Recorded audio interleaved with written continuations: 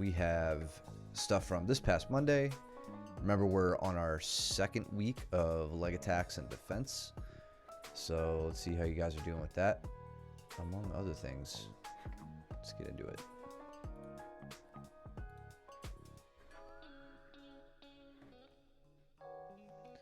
Looks like Danny and Rush, I think, are starting us off over here by the lion.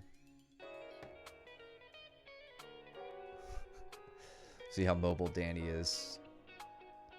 Yeah, with his ribs. Yeah.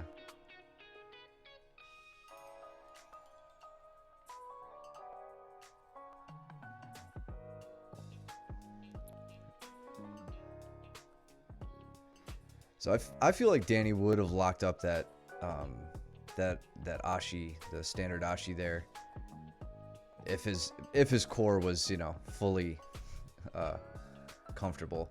But that's kind of the danger of that little like hop over mount take that I think everybody loves when they learn it, you know, early on. Like Rush just tried to slip that knee through and then lower his level, but once Danny's knee came up, it just leaves an opening for a leg attack. Yep. Yeah, I normally like it when people try and do that. Yeah. We got Steven and Daniel starting it out. Steven doesn't want none. And then Brandon and Pat. Good to see you back, Brandon. Yes. I know he was fighting cold there for a while. And then you and Austin. What the hell just happened with Danny? So Danny basically got into, oh, well, I guess it wasn't the exact same setup, but Rush did try to skip over into mount. And really, like, I mean, that's it. It's right there. All it takes is one knee inside, which Danny has with his right knee. And you've got the makings of a leg entrance. And I think Rush is still getting acquainted, or just, you know, more comfortable with leg entrances. So he's, you know, tapping early, which we appreciate.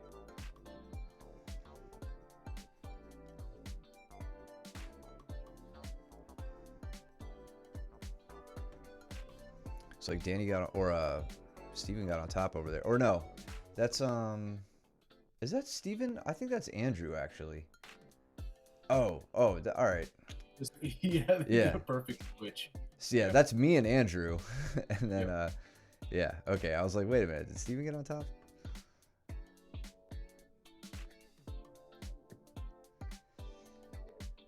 Good sprawl on Austin.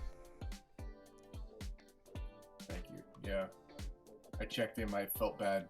I outweigh him considerably, so I didn't want to. We all do. We all do. He's tough about it though. Yeah. And he's in a great spot here to come up on a single. Yeah, I have a pretty decent whizzer on him. Yeah.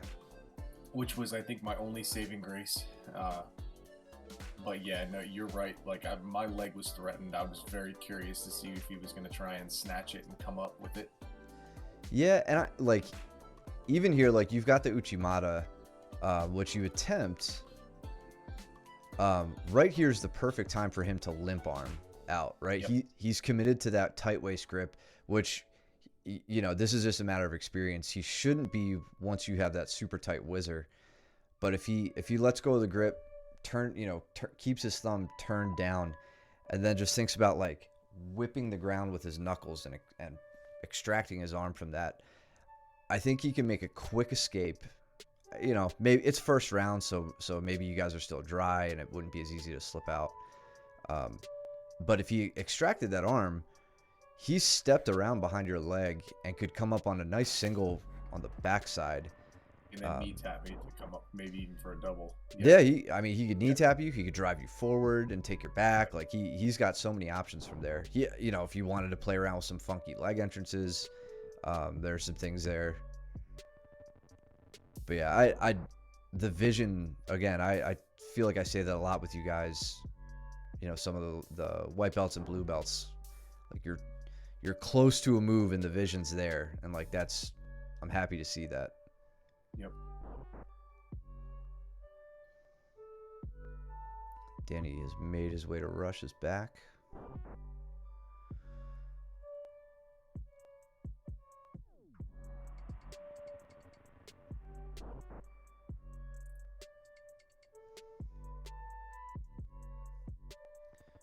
Great guarding from Brandon. Did you see that?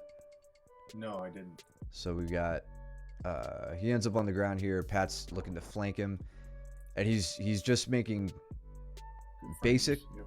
yeah, good fundamental frames, framing on the hips, turning towards his opponent, getting his bottom knee in. Bottom knee's coming right along the ground, right into half guard, knee shield up. Nice safe position. Yep. Safe-ish.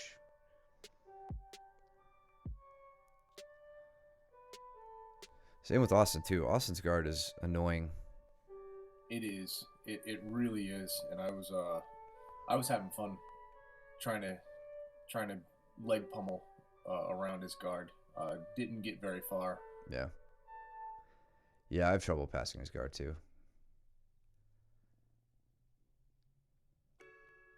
He has a really good sticky hand on the back of my ankle right now, and he's pinning it right up against his butt, and it was making it really tough for me to do anything. Once he let go of it, I was a little bit more mobile, but he made a tactical error coming up, and he like semi committed to a single leg, right, and then just completely second guessed himself, and so I just took advantage of that.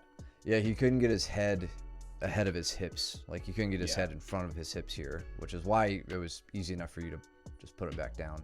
And he probably felt that. I think in fact, he almost kind of just voluntarily goes back down. He's like, oh yeah, I'm not sitting up through that. Yep. A few seconds ago, Danny had a nice, so Danny's doing real well. He's got a body triangle on Rush here. And Rush, I guess Rush manages to misalign himself a little bit. I think maybe Danny didn't want, I'm guessing, I don't think Danny wanted his triangle on the bottom side. I'm kind of the same. Like, it's an uncomfortable position for my feet. And I'm guessing that Danny felt like it was going that direction, so he opens the body triangle. That allows Rush to misalign himself a little bit. And then Danny makes a really good transition. Look how tight he's staying to the arm, setting up for his arm triangle, which we know he loves. Doesn't worry about the leg so much. Ends up getting it out kind of on a freebie. Steps off and does what he does best. Yep.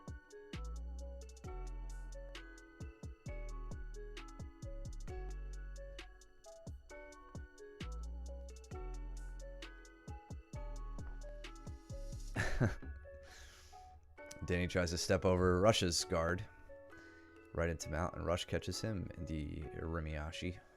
Perfect. I'm glad, because yeah, like you said, I don't think Rush is terribly comfortable on the legs right now. So the fact that he's able to shoot in for a single leg X is, I feel like we're doing something right, and he's listening and practicing what we're teaching. So yeah, I think he plays with that position a lot. Like, that wasn't, I don't think it's entirely new to him since he started training with us. But a lot of the I think just a lot of the finishes and like knowing how deep in trouble you are and stuff like that is I don't know. That's a tight Darce. Yeah, that, God, I can feel that just watching it.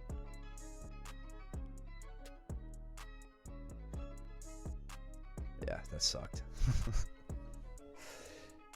Danny Darced me a couple times this week, I think. I think he Darces me tonight too. Oh really? I didn't get to train with it. I don't think I got to train with him. He's dodging you, man.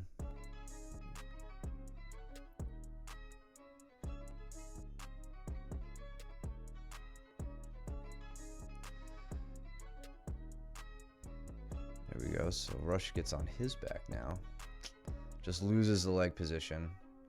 I bet he's wishing he had a gi on right now so he could bow and arrow Danny.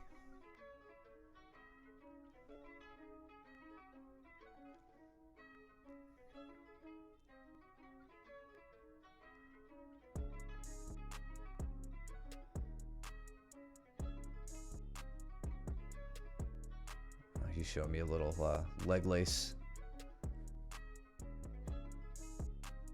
Kind of like a straight ankle leg lace. Almost like the Texas Cloverleaf. From Rush. Yeah, from like an outside Ashi. Let's look at Cole and Danny. Danny pulls guard. Cole is unfazed. Yeah, he's pinching his knees super tight right now. You could tell that Danny can't shoot his hips in any further to get into a leg entrance. And Cole's coming around doing the right thing, and he's actually going tight waist, like on the backside.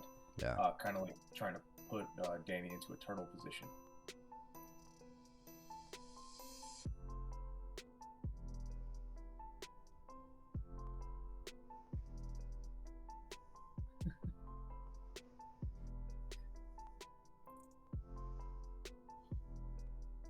I'm going to train tomorrow. I'm out for tonight. Cuz, man, you guys beat us up too much.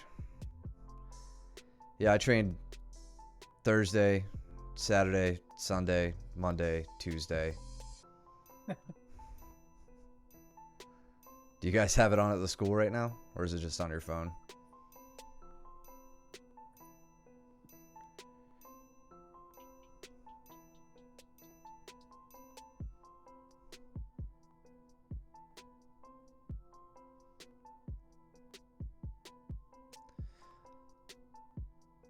Rush and I are having a long stand-up battle here.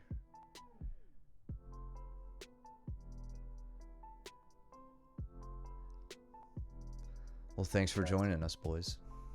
Thank you.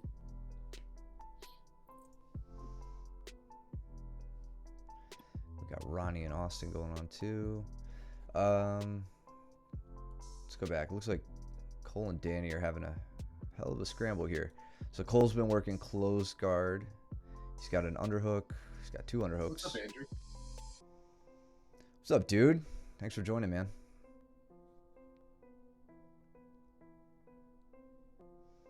We got you up with Steven at the top of the screen.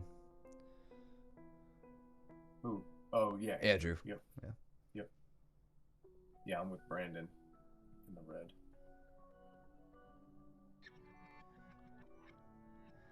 Oh, yeah. Okay, that's how we ended up getting to the ground. Yeah, Rush he sat really, really heavy, but yeah, he let his leg go right in between yours. Good on you for seeing that opportunity. Yeah, and let's see how we got there. So You went for an Uchimata. well, I did it after he got around. So I have a collar tie high. He's flanking me right now. Yeah, he gets his underhook. Beats me on the underhook and then hits just simple shoulder shrug. I tried the Uchimata. And then he gets his head free. Well, doesn't get his head free, but he gets far enough behind me, but I could just get the leg for the knee bar. Stupid mistake on my part, letting him get the underhook. It worked out well. Yeah, yeah.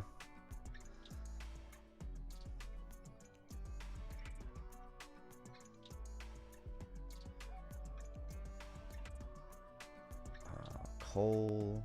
How did Cole get on top here? They spent a lot of their time just under the camera.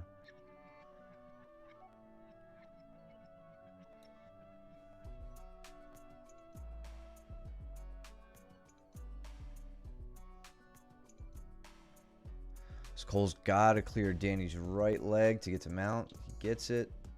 Now he's looking to open elbows, which Danny feels, or it looks like Danny's just willing to give him right now. Well, I'm sure with his rib, the way that it feels, Yeah. having the legs and his arms outstretched like that doesn't feel good.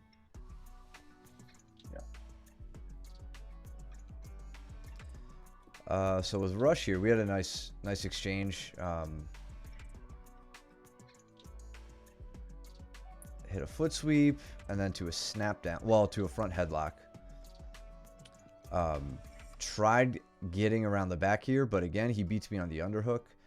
But I've got enough of a position here to where I can get this takedown.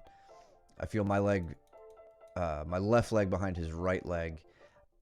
Ideally, I mean, in the best case, I would have a tight waist from my own underhook, but I'm making do, and I work a trip backwards.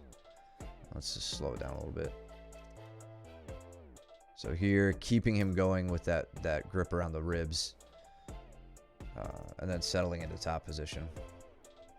Stacking real heavy onto his legs just to prevent him from starting to regard. He was kind enough to make me pause and get us away from the wall. So working into a leg ride position here.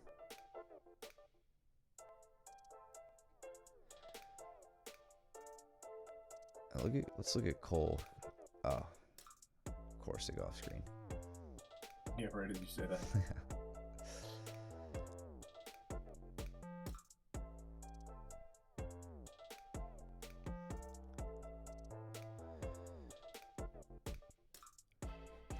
Cole, good shit.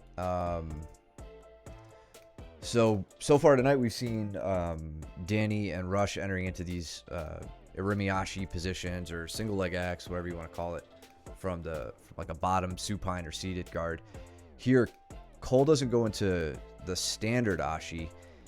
His left leg comes out all the way to the outside, so he doesn't have that butterfly hook in, and he goes just to like an outside. It's not even like an outside Senkaku. He's got his legs crossed here, but this position. What was that? Straight Ashi position. Yeah, just a straight Ashi with his legs on the outside. Anybody in class this week and last week should recall that legs on like the single leg on the inside, like that butterfly hook, Irimiyashi, standard Ashi, whatever you want to call it. You could call this one an outside Ashi, an outside straight Ashi, whatever. Gives you the same pressure from the inside out through the knee. So Cole can push his hips into Danny's knee, get Danny's knee pointing out and away in this direction, leading to a sweep. And then he's got the straight ankle grip like you like to do, not the heel hook grip. And you've probably done this to all three of us at some point, Danny, Cole, and myself. And Danny taps pretty early here because I think he felt probably pretty immobile with Cole coming up on top. What's up, Austin? You not training tonight?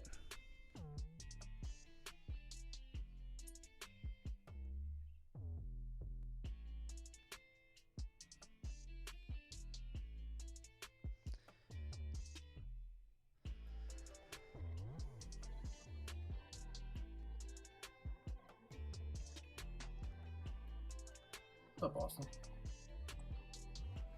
So Rush is when he doesn't want to stay down, it's really hard to keep him there. I was fighting from a shin pin side control where I was trying to pin his arm, possibly setting up for a triangle. He gets me way off balance. His barrel's right up. Now, I tried to hit a trip here, right? And I made great connection. I think he just manages to like base out enough. Like I couldn't get the turn. I couldn't get my head underneath him. So he stays on his base. We come back up.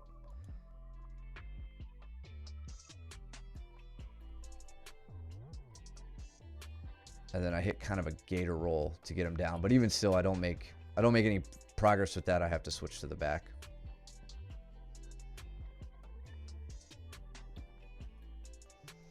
Brandon on a single leg. What you gonna do? Opting to go up the middle with it. Yes, good. Killer. Just a running the pipe variation.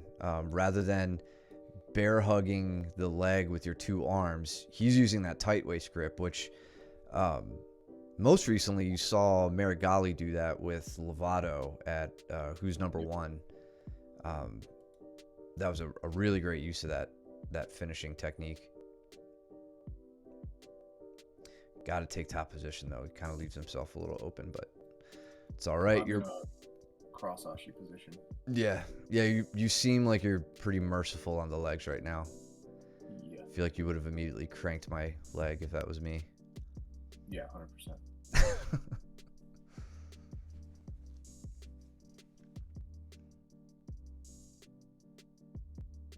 No, he's doing a good job working, so I'm gonna let him work. Like he's doing all the stuff that he's supposed to do. I'm not gonna fight that part of it. Yeah. Let's see. I think I was on Rush's back. I don't think I got the tap here. Yeah.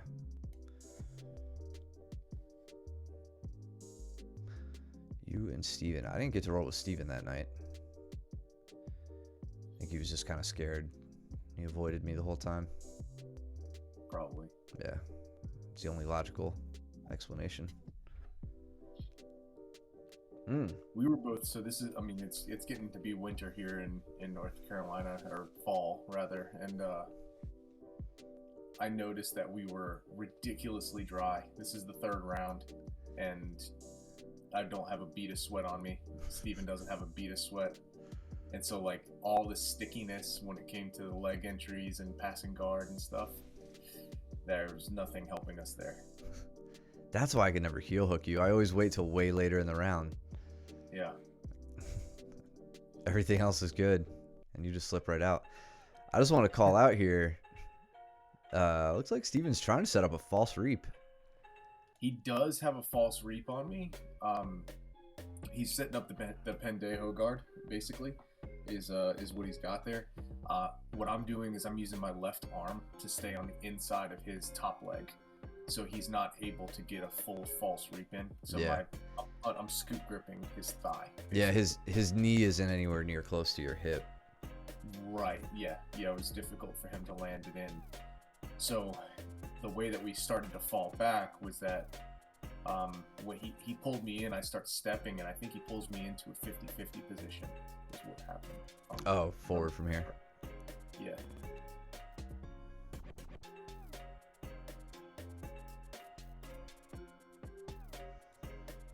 Nope, he goes outside.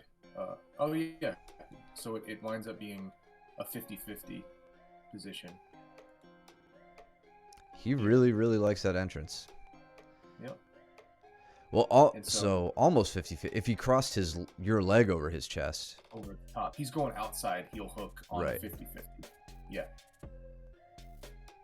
And so what I'm able to do here is throw in my reaping leg. So I'm able to reap on top of his right leg with my left leg. Now now we're in a tangled web of... Are you working some like foot slipping, like heel slipping foot interference? No. So what I'm figuring, or what I'm trying to do is fully lock down his right leg. So since he has my leg on the left side of his body, I have no control over this that leg, right? Like he's in an outside ashi. At this point, it's not 50-50, right? Like this is an outside ashi or straight ashi position. So what I'm able to do, I can go and try and fight for a heel hook, but if I don't have my left leg doing anything, I can't trap his hip or I can't pin his hip down. So I'm using my left leg to reap over top of his right leg in order to lock his hip down, and now I'm digging for the heel. Gotcha. And then So he's doing a really good job of digging for my heel while also hiding his heel. So instead of me trying to drag him, right? Like I think some people would think that I need to pull him, to my left side to start creating heel exposure. Like right? You need to roll back the other way. That's right. Yeah. Yeah. But I'm like, no, you don't have to. Actually, I mean, it's all relative, right? It's just a revolving circle around the leg. So instead of me turning this way and he wants to go the other way, I'll just continue to go the other way, and you can see my right elbow coming through and peeking so that I can slip my wrist in for the heel hook. So now I've got an inside heel hook with that, I don't even know what you want to call it, like that cross ashi, because it's not a 50-50, it's an inside. I don't know. It's an inside heel hook from the back. I mean, that's like if you think about a 50-50 position, if Yeah. you get the heel hook, you know, it's like in a true 50-50, when you get a heel hook, it's an inside heel hook, right? So this is, to me, this is where like I feel like the jiu-jitsu community is like hasn't quite coalesced around like nomenclature for some of these positions. Everybody, their school does them, they have their names for it, whatever. And I'm trying to tighten up on it myself. I feel like you're in a backside 50-50 right now. It's an inside heel hook. You've gotten there from a like you have that leg, your top leg over, right? Like I would consider that a backside 50-50. Yeah, I think you're right. And you almost lost a knee here. Pretty sure you're right. Steven almost got his knee free. He did, but I mean, like I said, we were dry. Yeah. And I was pretty engaged with this. Yeah. So, I mean, I'd call it a backside 50-50. And then you even have like your top leg woven across to the other leg, preventing his rotation back in the opposite direction, which he would need to go. He doesn't want to continue turning in this direction because his knee would break. So if you try to go in the other way, that right foot of yours is going to block him. Yeah, he was trying to get his left knee to the ground so that he can elevate his hips and relieve pressure on the knee. And I wasn't gonna. I was doing my best to try and keep that hook engaged, like you said. Yeah. Let's look at Danny and Andrew here. So over the side, might have to hide the chat here. So Danny gets Andrew down. I think Andrew was kind of barreling into him, and Andrew. So this is some white belt stuff to break habit of. When you've got someone mounted on you, for now, the first things I want you thinking about are where to put your frames. What you're doing right now, where you're reaching your arms out, if you haven't guessed it already, bad idea. Essentially, you're just isolating your own arm. You're taking all of the work away that Danny would have to do to isolate that arm. A better place for you to keep your arms is, elbows tight to your ribs. If you want to be 100% defensive, you would just bring your arms in, maybe protect your neck, elbows against your ribs. You're not going to make any progress on escaping from there. So the next thing, we'll dial back from 100% defensive to maybe 80%, and then 20% going towards sweeping. These numbers mean nothing. I'm making them up as I go. But you could start to frame his hips. So you would get your forearm across his hip, one elbow on one side of the hip, your hand on the other side of the hip. And then what I like to call that CPR grip, where you can then push Dan. You're not pushing Danny off of you per se. You can hold him steady and then move yourself. If your opponent's way lighter than you, then you may be able to push him off. I get pushed off all the time. And then you kind of shrimp your hips out to the side and work on getting safe that way.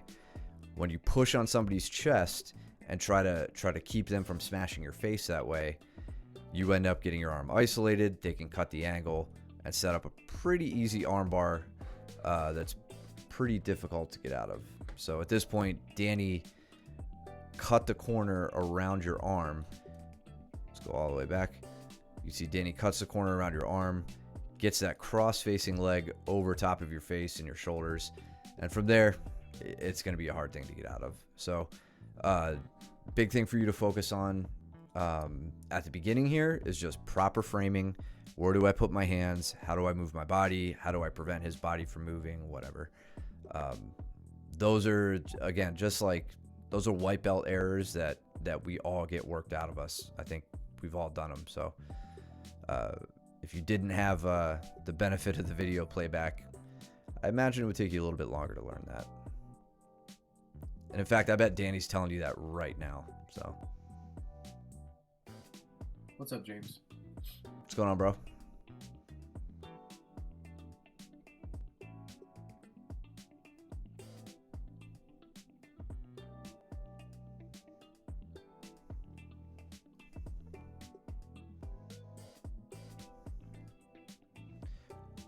Good movement from Steven. Kind of bucking you. I think if he... So, like, this is just being picky on this type of a side control escape. I mean, yeah, you're really driving into him, so... might be easier said than done. But right here... If he could bring this arm down to your leg and start setting up a single... Yeah. I think that would benefit him a little bit more than where his arm is now. Yeah, I see what he's trying to do with like pulling your other arm out and like trying to drive through.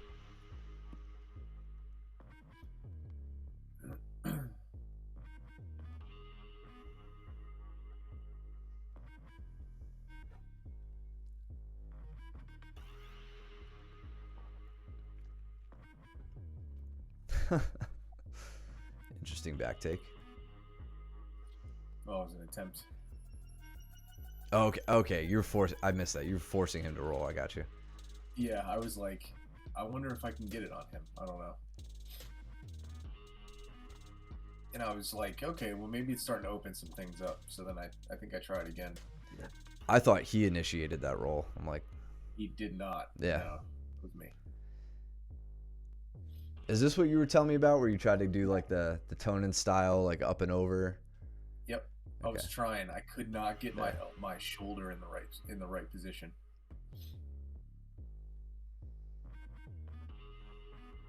I only got 2 cracks at it before he pulled me into full guard. I'm with Cole and Rush. Let's see how Cole's working this. Cole's wedging his leg free. About to pass an amount. Still in half guard here. Yeah, still caught in half guard. He's working some heavy pressure on Rush's face here. There you go. Then he winds up getting his knees free, I believe, or his ankles free. Yeah, and like, just since it's been a common theme lately, that smothering and face pressure that we've talked about and pointed out, like when I say that it's not the end, it's a means to an end. This is a good example of it. Rush doesn't want his face getting crushed right now. I can't imagine many people would want that. So he starts reacting. He's trying to elevate Cole's hips. He's trying to create an angle, create space, anything he can. And in the meantime, that gives Cole the opportunity to get his legs free and start working to mount. So it's creating these reactions that Cole can then exploit. Let's see, he's in mount, so I think his next goal that he's working, is getting to an underhook. So it looks like he's got an arm isolated on the left side, and he's gonna finish there. So yeah, smothering sucks. What was that? Who's Austin training with? Is it James? I think so. Yeah, James, you were training this evening, weren't you? A little bit, working some guard passing and stuff. Leg thing, yeah. Yeah. Leg round.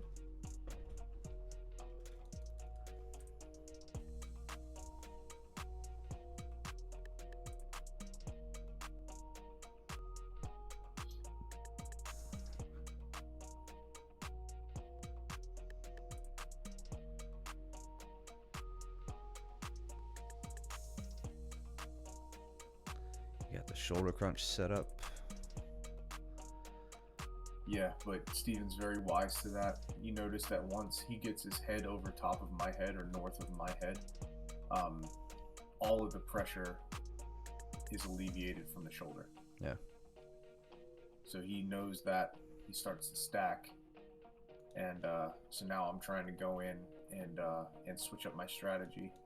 So I want to ask you specifically, why did you keep closed guard instead of like trying to pummel your legs in for like a butterfly or work like a like a sumigashi, I suppose, a hook sweep or whatever with the shoulder crunch? So while he's starting this, I would have done that if I was able to get my legs free before he started to stack me. Okay. But if I were to do that now, he's gonna pass my guard. Okay. He could basically pass my guard on either side, especially when he's able to get his head above my head, pretty easily. When his weight isn't on top of me, then I have to have the same side as the shoulder crunch is where I have my butterfly. The other leg has to be fully prepared to accept a pass, right? So I have to be able to. Can you back up a little bit? See if I was ever there. I don't know. I know as soon as I lock up a shoulder crunch on him, he pretty much barrels forward. Yeah. Let's go back faster. Here. So like, right here I hook this up, and now I'm starting to think, can I get my right butterfly hook in? If I get my left butterfly hook in, he'll pass my guard, because it's very easy for him to then drive his head forward, stuff down my left leg, and pass around the weak side of my guard. See how my body's positioned to where I've got I'm very tight and crunching onto that side. I'm not able to get that right hook in. Yeah. So I basically am trying to stretch him out from here and put a lot of pressure on his shoulder. Gotcha. Here. Yeah, if you were gonna do it, I think right here there. would have been the time. Yep. And then the window closed. I was like, all right. Yep. And with him, I have a very, very short window. He knows that it's coming. I've gotten my guard passed by him enough times to know that, like, if I'm not quick and decisive with it, that it's not going to happen. Yeah. No, I totally agree. I think. Tell me what you think about it. If you, from this position, in dealing with this shoulder crunch and this pressure, you lost the Sumigashi opportunity. What would you think about opening the shoulder crunch to a head and arm grip, and then either working to like slide by, or I don't know. The slide by is the most attractive thing to me. If you could hit it from there, I don't know if you'd have the ability to from flat on your back, but yeah, I think so. What I opt to do, I think next, is to switch arms and do exactly that. So the first thing I'm going to do here is I actually go for a double I go for the head and arm. Did you see how I kind of was like, maybe I can go for this head and arm here, and then he flattens me back out, puts his head again above my head, and I was like, shit, now what do I do? So then I lock up the shoulder crunch again, but this time I'm very diligent about getting that left wrist in front of his face for a cross face. Yeah, and your elbow's super high, like over his scapula, which is prime.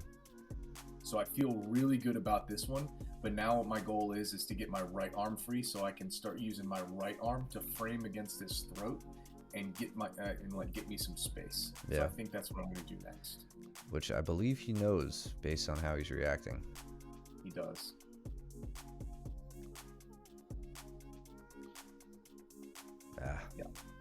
Yeah, and then I lost it because he just put me on my other hip, and that's my weak hip for the shoulder crunch. And he's just very good at it. Yeah. But I did use it to set up a trap triangle, which I wasn't able to finish, but I at least got the thread out there. The transitions are good. Yeah.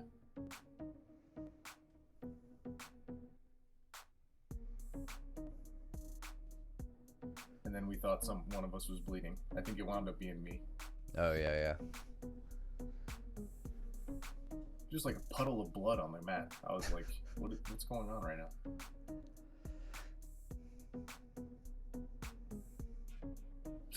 It's like, screw it. Let's just go. It's like, 30 seconds will be all right. We'll figure it out later.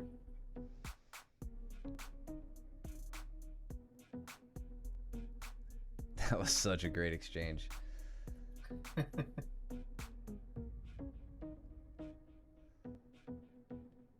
look at that again.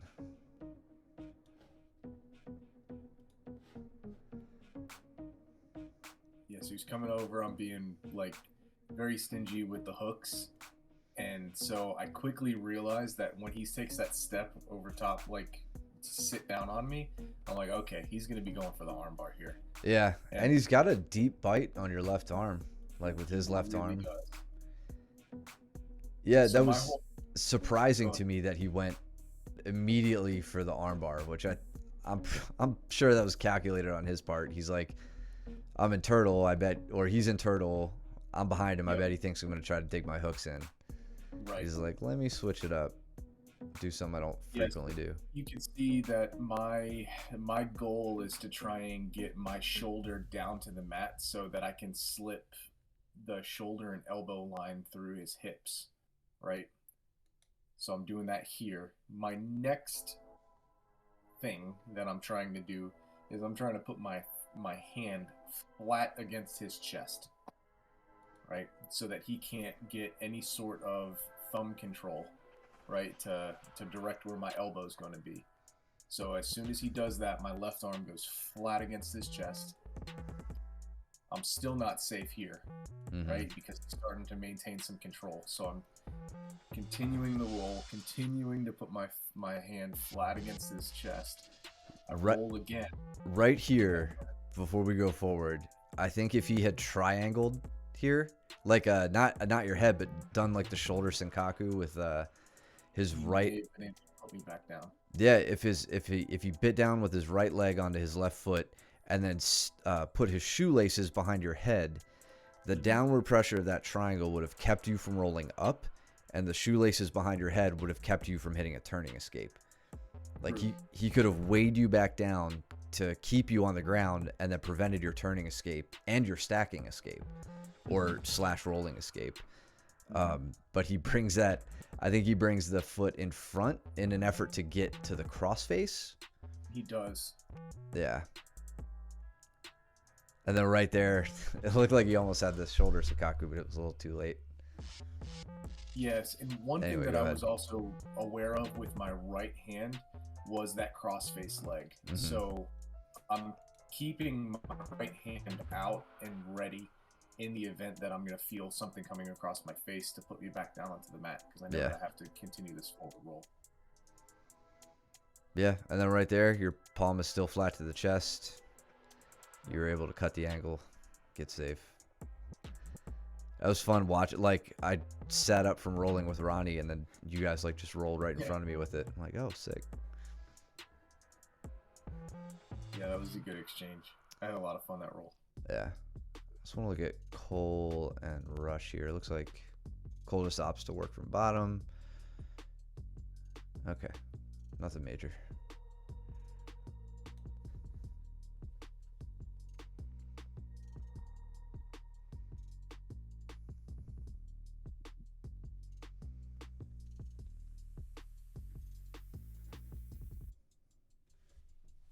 Rolling with Danny has been interesting because I'm trying not to post on his body too much. Yeah. Right there, I think I catch myself and I'm like, as you drive your left hand into his ribs. yeah, I'm like, oh god, I don't want to do it. Oh, is this me and Cole training? Yeah. Ooh, quick low single there. I did, but he wasn't having any of it. No. Nice. Great transition for him. So you went to like a high crotch. I think that's the high crotch single. Yeah, I was really trying to pick the leg up and stand up with it, but he wasn't gonna let me do that. Yeah.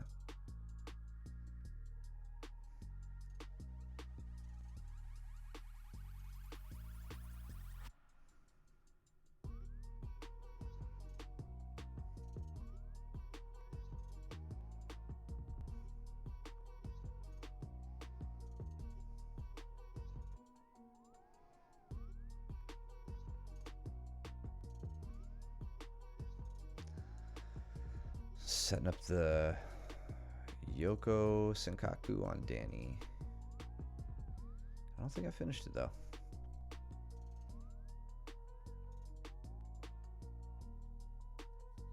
Can you go back? How did I get on top of Cole? I felt like it was a half guard. What did I do? Oh, that's right. Okay, so I start cutting my hips to get out. So I'm free of the hand fight. The hand fight, um, I was okay with. It was actually the legs that were entangling me. Yeah. And then he goes up and he goes a little too high on the legs, and starts to cross them. And so when he did that, I was able to blade my hips and get flat to the mat. And I pulled him immediately into a half guard, go into a tight waist, and then a knee tap double for the sweep. And just for all the white belts watching, Mike wins the underhook battle. Yeah. Look what happens. Mike comes up with that left hand, or his right arm under Cole's left arm, gets the underhook, and is able to switch positions.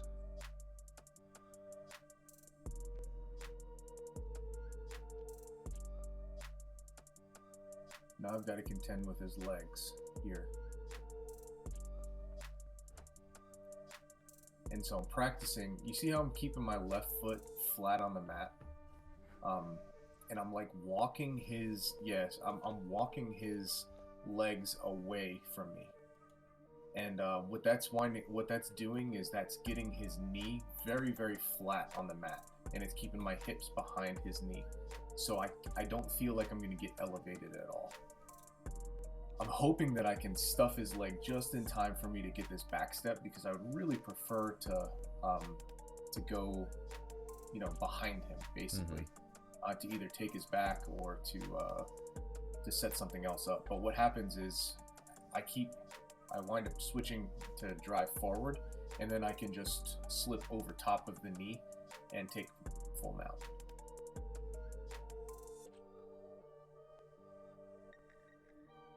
And from here, I try to smother him for about 4 minutes. So I mentioned this to you yesterday. Danny and I have this nice little battle. He exposes his back. Let's see how I got there, actually. Oh yeah, that was like a really tight exchange between the two of us here. I remember when that happened. I didn't quite get what happened, but I remember it happening.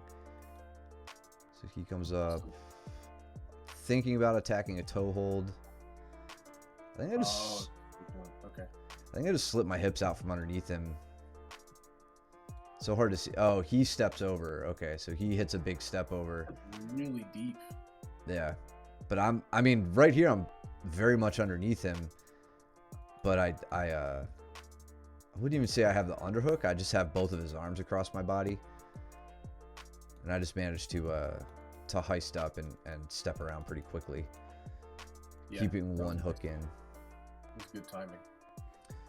And then, so something I want you guys to remember. I know this isn't like back control week, but I know I've talked to a few of you about like hand fighting tactics lately.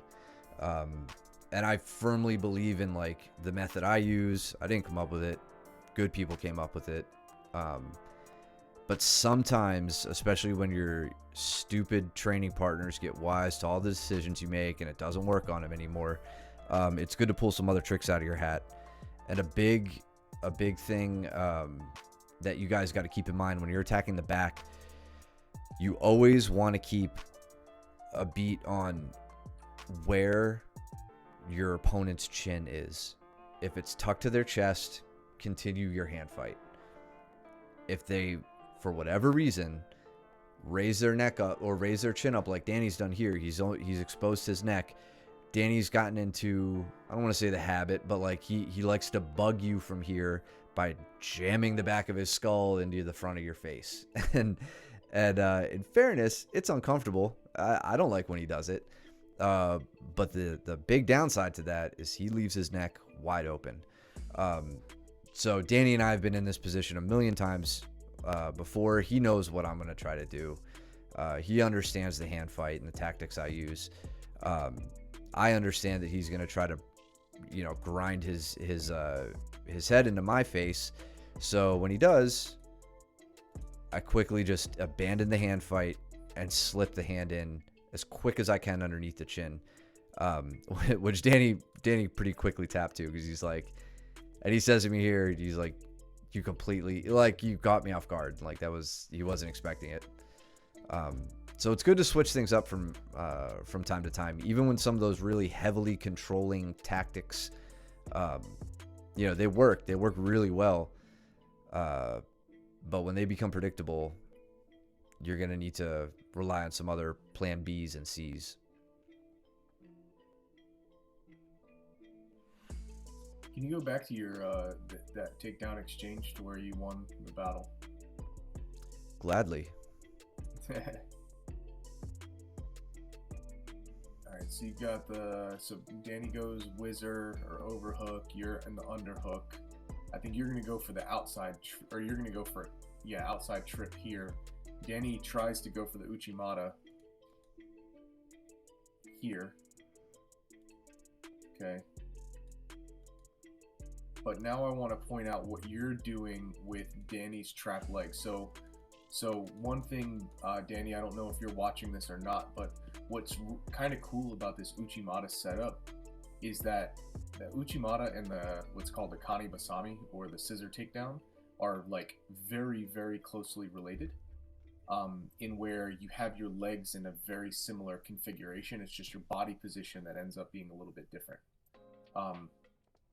So what you'll notice is that as you start falling down, or Matt starts falling down to that right hip, you're actually in a cross ashi position. So now you can imagine that you take a big back step with your left leg and put it behind Matt's left leg, or behind his knee, and you're actually in a cross ashi leg entrance. So that's good on you. But look what Matt's doing here. So as soon as Matt comes up, he's actually going to take a scoop grip or a V grip on the problem leg. So your right leg, Matt's got a V grip on it now. He's kicked his leg back, and now as he enters into this or starts to drive back on top, he's using that V grip to stave off the reaping leg there. And that's what ultimately wins him the scramble here, with no leg threat. Yeah, and to add on to the end of that, like pinning that ankle here makes it very difficult to move his knee. So establishing the knee elbow connection, that side guard that you would want as someone starts to get into side control, it's a lot harder to get. You're going to rely fully on your hip flexors to pull your knee up and close that gap, which they're, in general, pretty small muscles. So they're not ones you want to rely on. And then he about sets up a reverse triangle on me.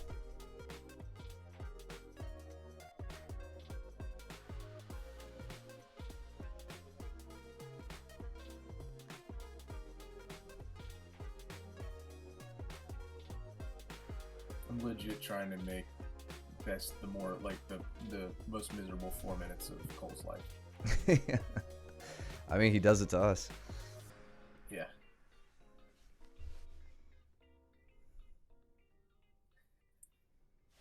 What'd Steven get?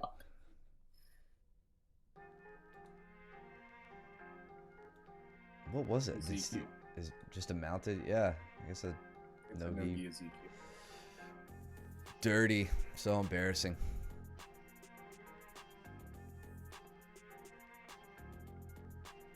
Probably poked him in the eye. I know he had a big black eye. Yep.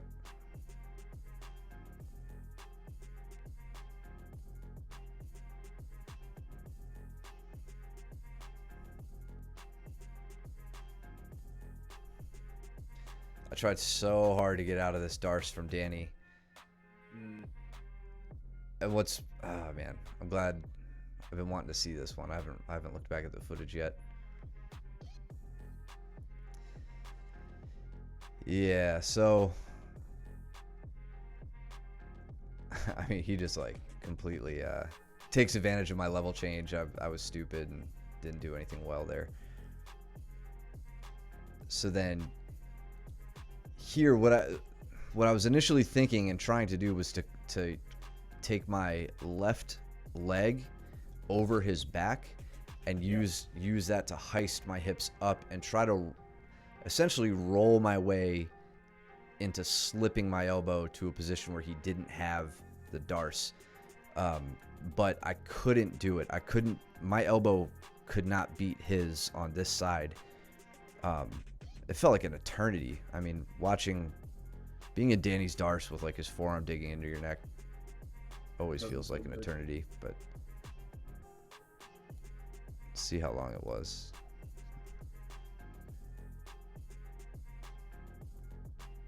It's like 5, 6, 7, 8 seconds, 9, 10. And then trying to come back around. And the whole time I'm rolling here, Danny's just making it tighter and tighter. Yeah. He even switched the grip. Yeah, it was an effort, but if I could have slipped my elbow, I would have been totally safe there. I would have had to work from a north-south position, but he did a great job keeping the grip extremely tight. I don't know, not just his darces, but I think any darce, like, you have to work early escapes. They're such a difficult grip to get out of from late time. That was a really nice ankle pick to where you had like a reverse grip to snatch that ankle. That was good. Couldn't do anything with it, but yeah, but it was cool to see. Yeah, I hate watching people just let people walk away. Like I'm really adamant on getting up. Like I'm not letting Danny rest here. Just immediately attacking the base. Even if it doesn't work out for me. I think we were running low on the round and I'm like, I'm all right.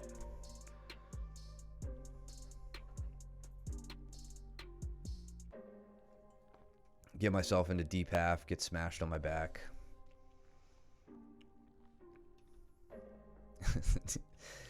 You're just looking back at the clock, seeing how much longer you have to smother Cole. Yep. I legit, that's what I wanted the entire time. I was like, I'm gonna get him. It looks like Pat and Rush just had a battle from the back. Okay.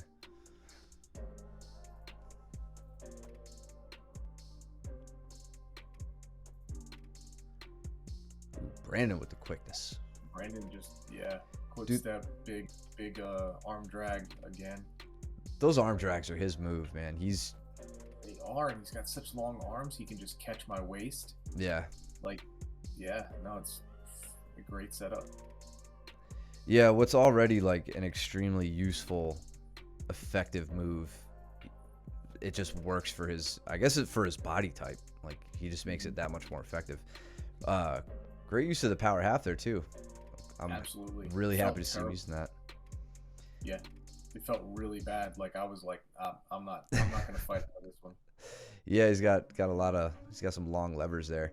I like that he takes the time here to get himself steady before doing anything else, right? He's got one hook in. He's really bearing down over you.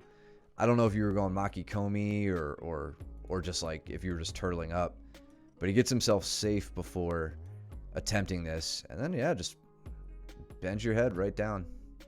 Mm-hmm. Looks like leg position needs to be straightened out a little bit there, but dude, he's gonna be a monster on the back. Yeah, he locked this up, and I was like, okay, I can slip this, and you'll just see how long I stay here. Because I'm like, I don't think so. I guess I can't. Yeah, he'll be one of those guys that just hits body triangles from everywhere. Yep. And then is able to hide his heel behind you so far that like you can't get it back. That's the thing is, like, I think he switches to a high ball ride here. And it was like, it was so terrible. Like, I couldn't move my hips at all. He's tenacious. Nice takedown, man. Brandon, what the hell? I thought you took time off, son. That's what I told him right afterwards. You took time off and just like studied everything. This is great, man. That's a solid takedown. Trying to regain the back. Just loses it. Yeah, that was where I controlled that lower arm. Hmm. That's all I did there was I pinned the lower arm to the mat, and so his right arm here. I As an pin it underhook, right? It wasn't a strangle arm. Yeah. right, and then just take it right over top, just like that. Man, that was excellent. It was a good exchange. It was great back retention.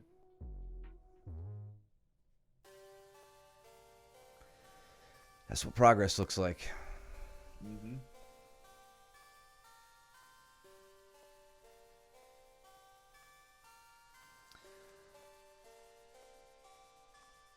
Good. Dude, whatever he told you, man, it's working for you. That It was is. that was awesome. And yeah, I really do fully expect you to get like uh easy body triangles on people, very effective ones. Like, I mean, you look at long-limbed grapplers like Craig Jones or Gordon Ryan. Those guys, they can get those extremely controlling positions on anybody, and then from there, it's just a matter of building your control. Working the submissions that you like to work. Um, it's exciting, man. I'm glad to see you doing that. Absolutely.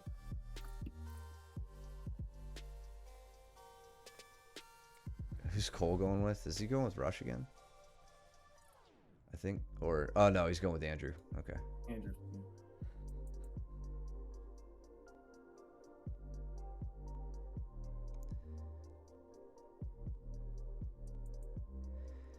Yeah, and Andrew, similar to what I said earlier about isolating your arms and the danger of that with pushing away.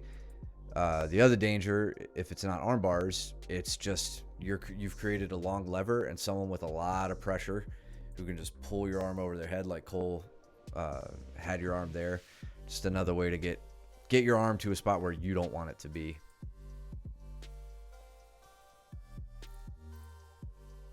Next time you're at class, if I don't remember, remind me. But we can go over some good defensive postures for you to just to start making habit, for you to start working on. You're gonna continue to be subbed. You're gonna continue to fight it, but like you'll prolong your ability to fight if you work with strong defensive postures. So I'll give you a few to think about.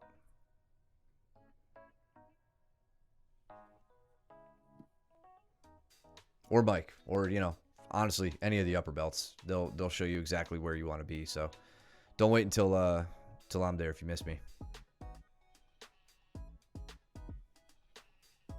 Brittany came up with a really nice underhook. He won the underhook battle. Goes up nice and high onto the trap, and then gives me a knee tap to take the double leg. Yeah, he's stepped behind your leg there. Let's see the whole setup. Oh man, that's some shit that would make the Blast proud. This is exactly what we talk about with bottom half guard. I know Luke loves to go over this. That push through, where you're threading the needle, you're pushing on your own knee to win the underhook. Super quick. Doesn't waste any time trying to get his hips up. Nice steady base. And then now he could drive into you. That was sick, man. Yep.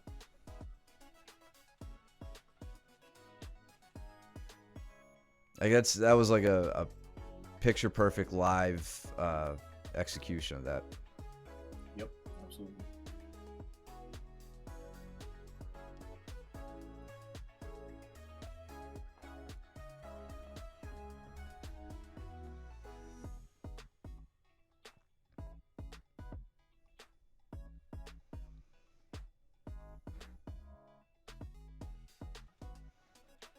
What Danny and Pat are doing.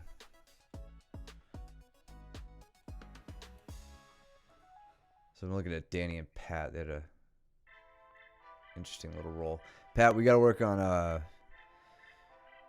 break. Well, I'm not gonna base it on exactly what I just saw, but I'm curious what your breakdowns from working against somebody in turtle position are. Just different ways you're thinking about getting into the back. It can be tricky, but Yeah. yeah.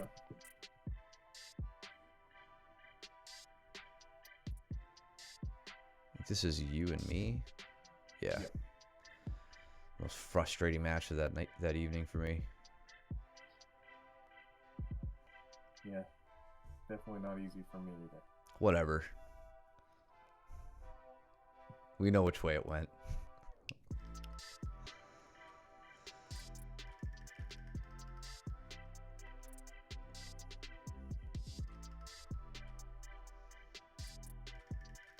Yeah, I was really trying to exploit that double wrist grip that I had on you. Wow.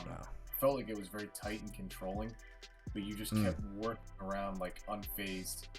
And I was like, I couldn't combine a good leg strategy with that grip, and that was very frustrating right off the bat. Well, my greatest concern there, honestly, is your triangle. Yeah. When I feel you take that grip on me, because you've gotten me there so many times before, and you've triangled me to the point where like my chest hurts for a week. It gets so deep around my neck and collarbones. I'm immediately sitting my hips back and taking a pause on the guard pass, which I don't know. With the thinking about it, it's like, all right, I know exactly where your hands are, and they're not framing me, so why wouldn't I push forward? The real reason is like your legs are disrupting my base so much that as I try to progress, if I lose my base and I get, taken forward, flattened out, I plant my free hand down. Those are all things that end very poorly for me. So it's immediately like first get my base, get my balance, then fight the grips and get safe, and then proceed back to guard passing from there. Makes sense. And that's all I'm trying to do is step around. You can see I'm like my knees are super bent, which just indicates that I'm trying to keep my hips low, not get my hips over top of you. Now I feel like, all right, let me work from here. With Rush and Steven.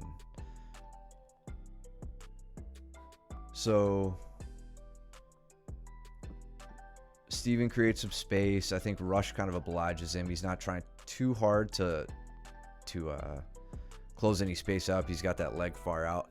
I don't know. Maybe, I don't know if this is me talking with like my personal preferences coming through. This hand, I don't see it doing much against an opponent where like Steven's crunched in right now, and it's even though his top elbow and knee aren't in contact with each other, his legs are in a pretty stiff, safe spot that's going to be very difficult for Rush to open up. I'd rather see that hand planting to the hip and then working to flatten his hip and then pummel the elbow inside and make your own, win some of that inside space. Try to make your own knee to elbow connection. I think in gi, this could be more effective. Yeah, exactly. He's got a pants grip. So if he worked his left leg free and started to flank Steven coming around to the side, it would be very difficult for Steven to pull his right leg, his top leg, pull his knee to his chest. But in no-gi, you don't have that luxury. So you really want to start working up the body from there instead of gripping down at the ankle. Yeah, I don't think that's your preference coming through. I think that's just like you said, beating inside position, which he's doing right now. He switches to it. Yeah. Yep. So I think that's all very good advice. And now here, where he's got that hand on the ankle again, I don't consider this a terrible hand placement by any stretch. He could start working leg drags here. Actually, well, I don't know if he wants to do that with where his right leg is at. He'd be setting himself up for an Ashigarami, but that's right. Pinning it to Steven, but now he's more straight on. He hasn't worked to like a flank like a side position where he's trying to close space. To be honest, and I don't know if Rush watches the stream or not, but this type of position to where he has his hands and his legs configured sets him up very well for body lock passing, side body lock passing specifically. So, I mean, and then, you know, Steven, just for FYI, right? Like, I've never noticed this before when I'm passing you. So like, or when I'm attempting to pass you rather.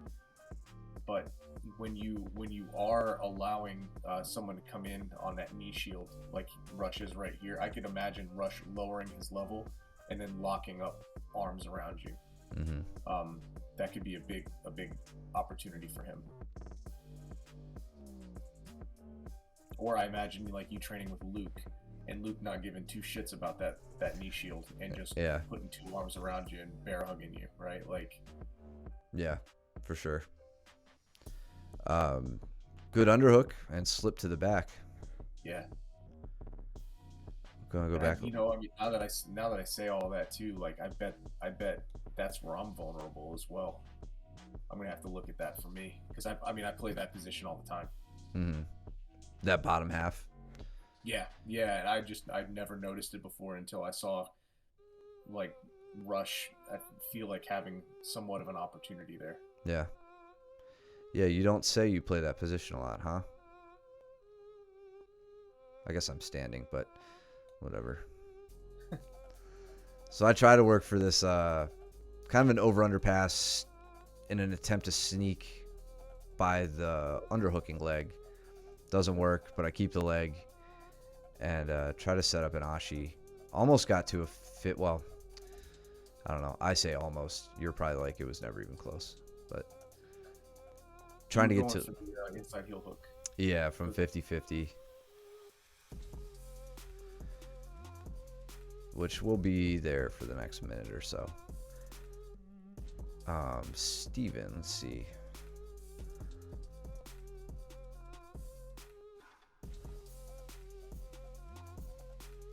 So Rush has Steven's top leg. It is, isn't it? Like, yeah, it is. It is good to see, even though James is out with the neck injury, he's still working legs and working what he can. Yeah, he and I were talking about that, and I think his intention is with someone like the white belts or the lighter guys, you know, guard retention, all that stuff. With others, working leg attacks. James has every opportunity to become a savage leg locker in the time that he's chilling, letting his neck get better. Totally. So I know I keep rewinding here. I'm trying to think about what Rush and Steven are doing. So Steven gets around to the back. He's trying to set his hooks up. It's so hard to tell whose hands are whose. So I think Steven is trying to pull his own leg into position. And Rush, yeah, okay, so this is Rush's arm. He's taking a top hand, like a top wrist position on Steven's left arm. Meanwhile, Steven is using his right arm to try to strangle. I think that's what I'm seeing here. And then Rush is using his primary defensive hand here, his left hand, to fight that off. Okay, that makes sense. I'm like, what? I can't tell. Yeah, so his right hand is fighting Steven's left. His left hand is fighting Steven's right. So he basically he's in a straitjacket. Yeah, but I was like, why is Rush grabbing Steven's leg like this? And he's not. No, it's Steven grabbing his own leg. Keep the hook because he knows that Rush is trying to get his hips out. Yeah, which I don't know how much I believe in that. Looking at it, I can't say I've done it, so I don't want to like discredit it. I don't know that I've ever done that. Like one thing that you could do, but then again, you're in the straitjacket, so I don't know how effective.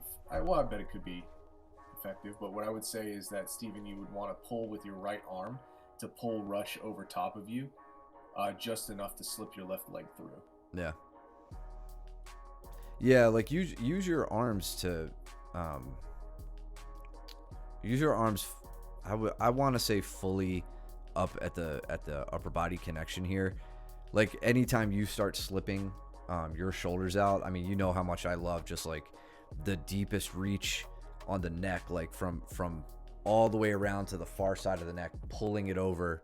And I've recovered back a lot of times that way. If I was playing that game where I was trying to hold my own leg in place and all that, I don't think I could do the same.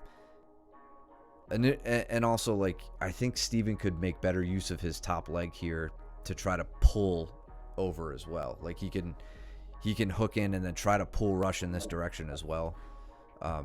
Basically the same thing we're talking about doing with his hands.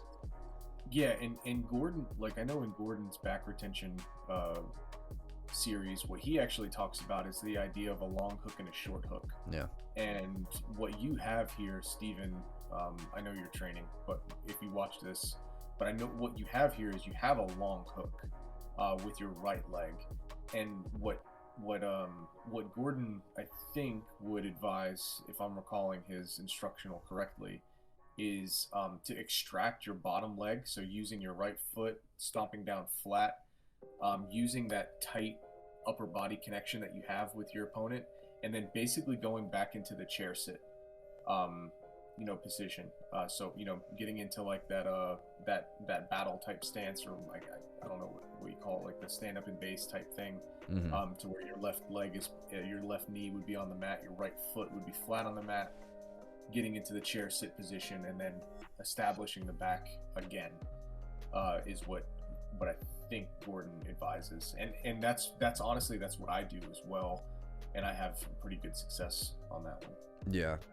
And Austin, I think I know what you're saying. Yes, it makes it easier to hold on, but I would say holding on isn't enough here. You need that specific alignment to be effective from the back. You could all Steven's really done here is just make a closed loop with no real wedges behind Rush's shoulders, so that arm that's grabbing his own ankle could be an underhook controlling the bottom arm, like that underhook from the backside, which makes it difficult for Rush to turn. Whereas if he's holding his own leg like this, I think that's less effective in restricting Rush's ability to turn. And when Rush can turn, there's no more back attack, there, I mean, Steven has to give up on it. But if he was able to use this hand to maybe strip this grip, he could even try to switch to like double unders to recover.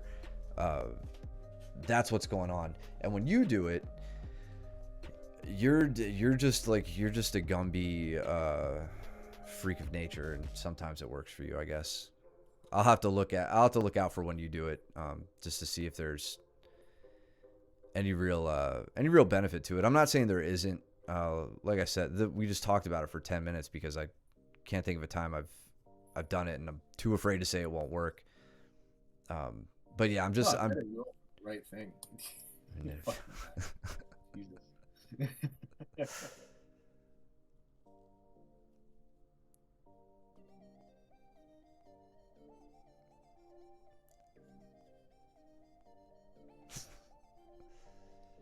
Yeah, I mean, like I said, I'm not going to tell you you're wrong yet, just because I haven't seen it completely fail, but it just doesn't look like it controls enough to my liking.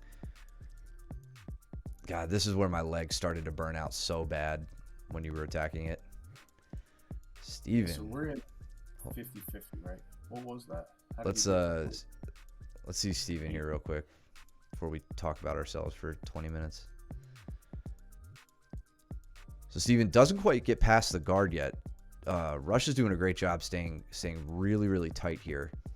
But Steven sinks in initially a head and arm, or an arm in guillotine. Does he keep that? Now he switches into the regular guillotine.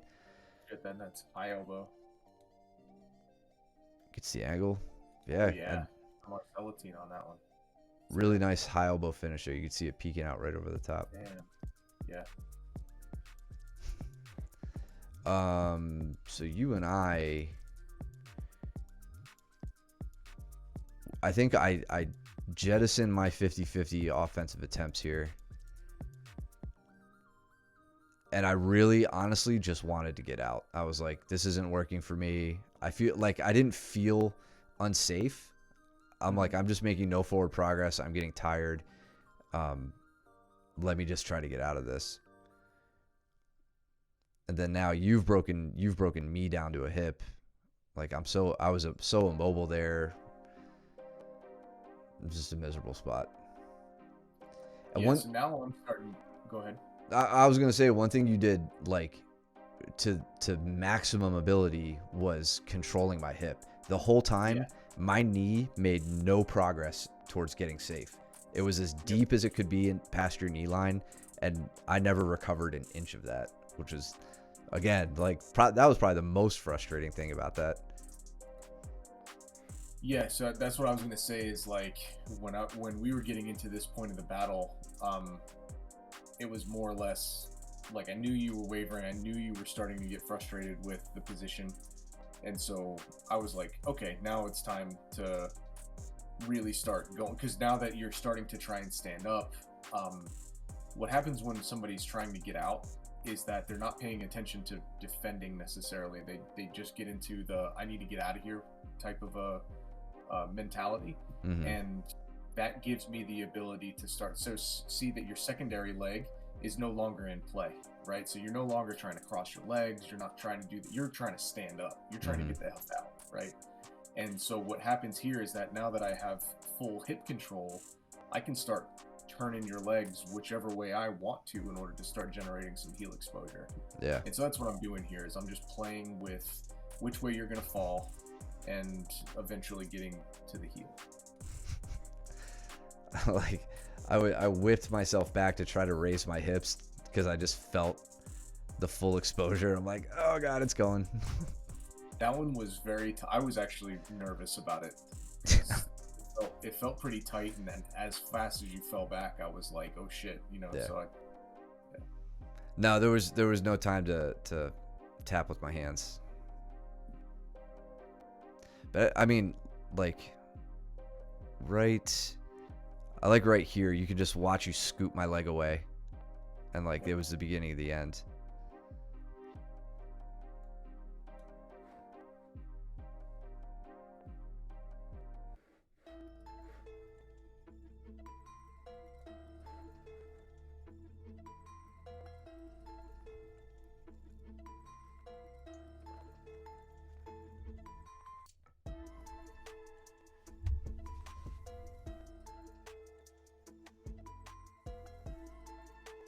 Rush on the shoulder crunch. Damn, he got Steven moving more with that than I've been getting him to move with it. Yeah. He's very, very powerful there. Yeah, I mean, slow that down.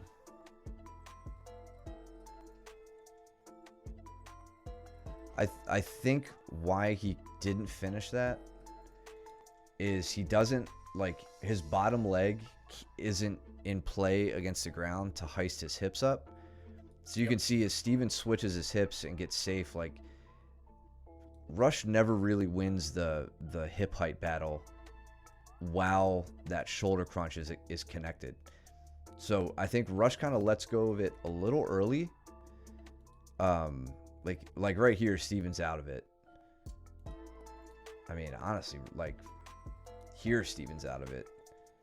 I think his elbow's just about free, but Rush's hips are still on the ground. So that's where that double butterfly can really not serve you well. It can elevate, but you completely take away your ability to get your hips up when you do that. So now he's lost the grip. Steven's already able to recover to a standing position. So it got Steven off of a top position, which, might be enough to make Rush happy in that moment. But obviously, you want to get a sweep and take top position.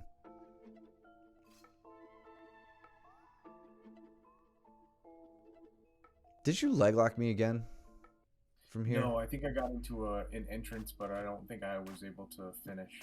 Okay. Oh yeah, yeah, I extracted. Yep. Yeah, that was.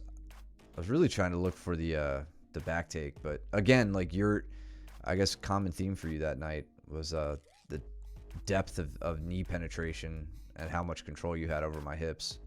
Yep. But right there, you had the heel exposed, but I was fully able to turn. Like you didn't have a. Well, I mean, you had a foot in behind my leg there, but I had a Rumiashi. I had nothing fancy yeah, in terms of like configuration. yeah, I was trying to go over into. You see how I'm continuing that my right leg to come through. mm-hmm, What ultimately what I wanted to do, but you gave me zero time to do, was to hip heist up and trap your knee with my left knee. yeah.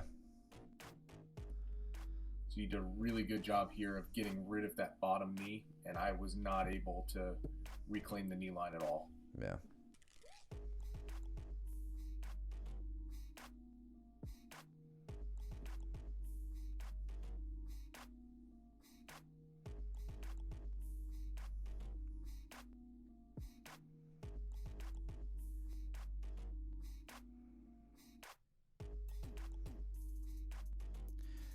It was nice to get to mount, but I completely lost like any advantage I had when I lost that underhook.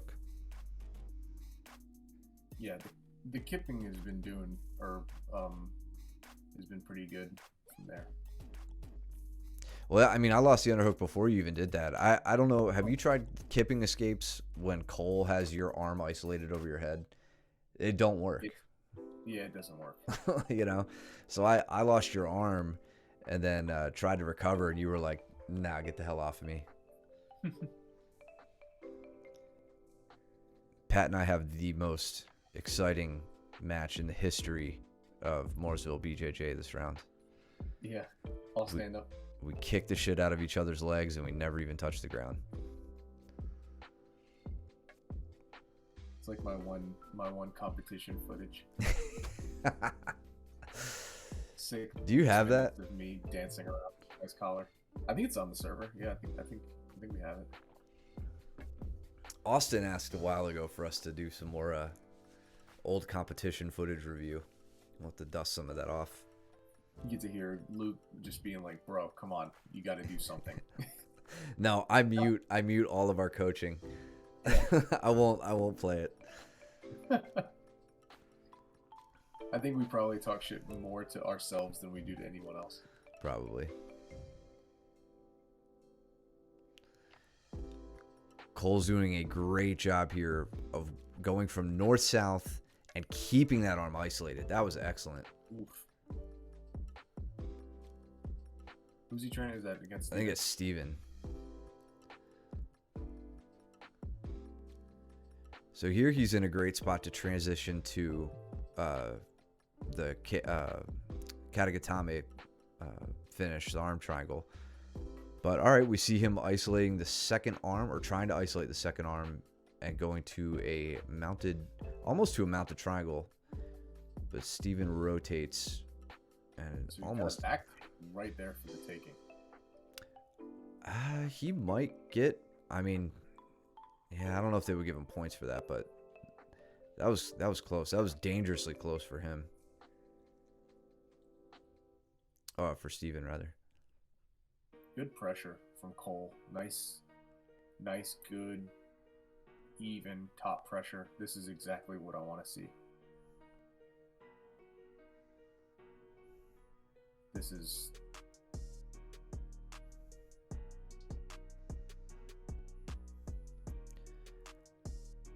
I'd get that leg back, yeah. Just work to a good base.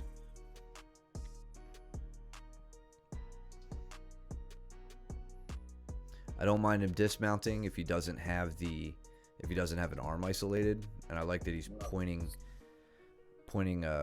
Steven's knees away. What did Ronnie get? So Ronnie's been in top half guard.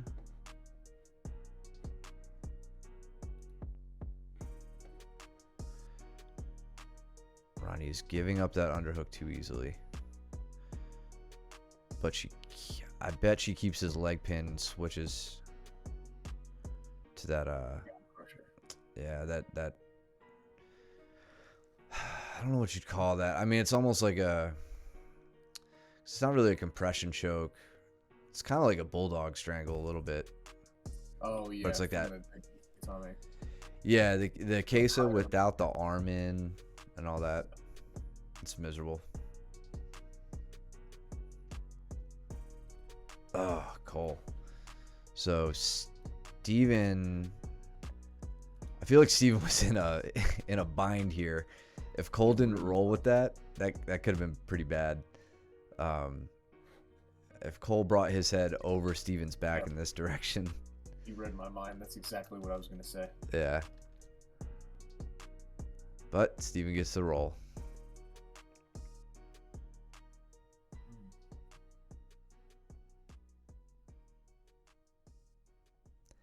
Yeah, I just kept trying to either foot sweep Pat, or I think at some point I tried like arm dragging him or something, because I'm like, I'm not going to take a shot on him because I'm not going to get sprawled on. He's much bigger than me. I'm just not willing to deal with that, especially this late in the evening. And he just has such a good base. It's so hard to get him off balance. This is really good top pressure from Steven.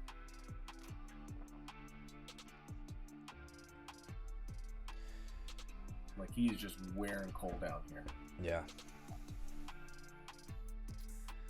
So Rush is probably learning that Ronnie is immune to a lot of the hand fighting tactics we try to play on her. He and I went over the straitjacket method a couple weeks ago, so I hope he's playing with it and working on it.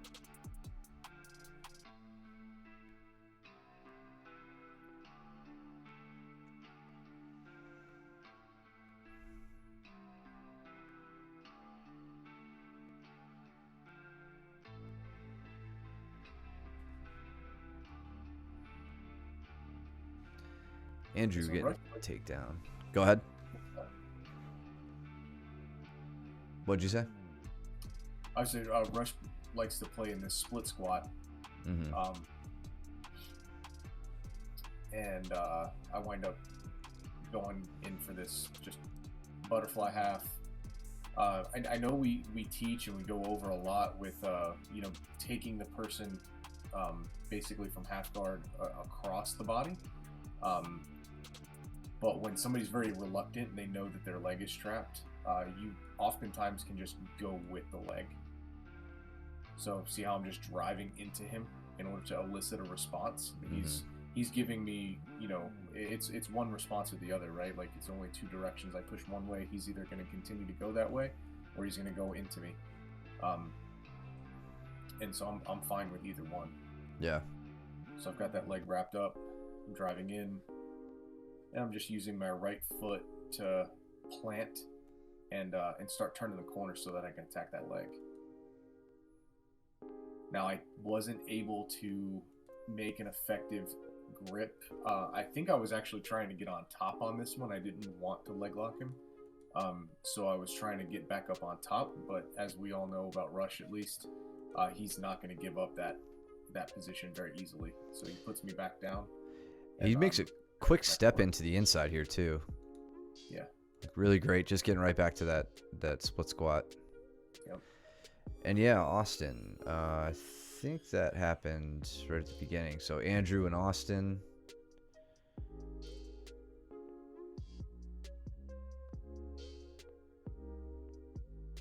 Okay, just a little knee pick and a drive. So we'll look for the double later. Okay. It was later on in the roll, he said. Got it.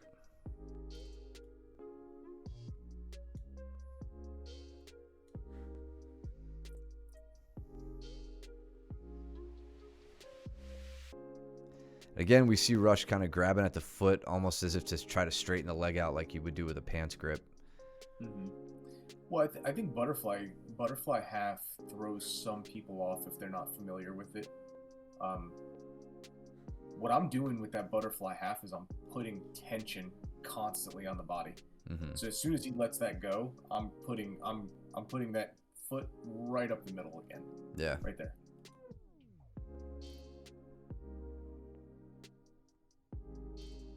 Gives me a little bit of a barrier, but most importantly, it gives me this elevation that I'm really looking for, to get his ass off the mat, off of his heels, so that I can start exposing his legs.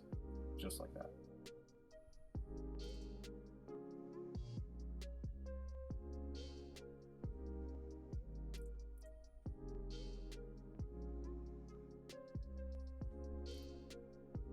So I'm in an Orimi Ashi, so I have my knee up the middle still. I'm not in a full outside. You see how my left foot is still hooking the far hamstring there. So I'm not at risk for a back take. So some may say, like, as Rush was coming up, you could see that he was hugging my back in order to try and turn me. That wouldn't be. It's not that it's not possible. It's that it's not very likely, given that I have a wedge in between his body and my body. So now I'm in this outside outside heel hook position. I asked him if he was okay with it. He said he was, and then we just worked the escapes that we went over in class. You just gotta be careful there. Yeah, and that's what I was telling him. I was like, I've got that the calf slicer, and then I was trying to tell him that his knee is still in like a precarious position. Yeah. So he has to be very forward facing, right, in order to slip that leg out. Yeah, and honestly, if he's working these early, or like the early learning the escapes here, like he hasn't built an awareness about himself yet. I'm guessing, and Sure. Rush, if you ever watch this, correct me if I'm wrong. Don't be afraid early on to just try to disengage. Like, get your leg out, full running man escape, run out of there and get safe. You don't have to learn to counter just yet. It's a great thing to work on. But if you just need to get safe, learn how to get safe. That's why I'm adamant on people learning, escaping to guard at white belt before learning about escaping into submissions. Big double leg from Andrew. Let's look at that again. So catches Austin standing very upright, lowers his level, drives forward, little blast double. He's got his hands around the waist right now and like the upper leg. Oh yeah. Not bad. Picks him up. Andrew, you could work to like get your hands down around the knees. I would stress going for the knees, just because if Austin were to like get hands inside your face and push you away, it's a little bit easier to break that body lock grip. But if you're down below his hips and your head's above his hips, his hips are the pivot point. In that case, you can secure a double leg pretty well behind the knees.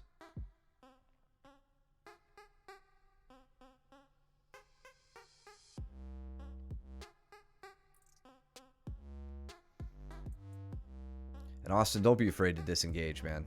Your head's getting real low. You're vulnerable there. There's no need to take that like Hail Mary shot.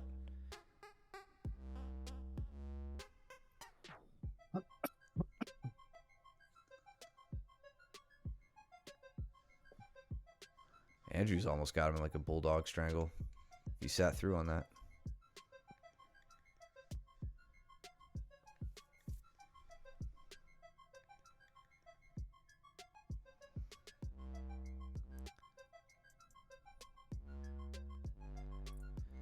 Yeah, so you could see, Andrew, like your elbows by default are just kind of coming away from the body, and it's an instinctive response, I feel like, for people who don't train jiu-jitsu. So that'll be one of the first things we work on.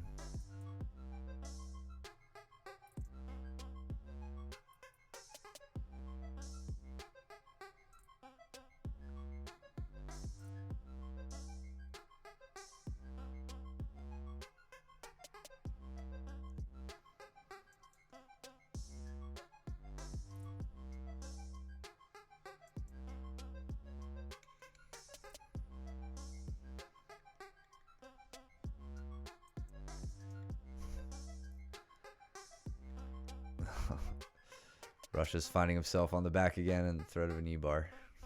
Yeah. Cool. Good stuff, guys. Good session. I feel like this was one of the best cases of open mat techniques heavily reflecting what we're going over during the week.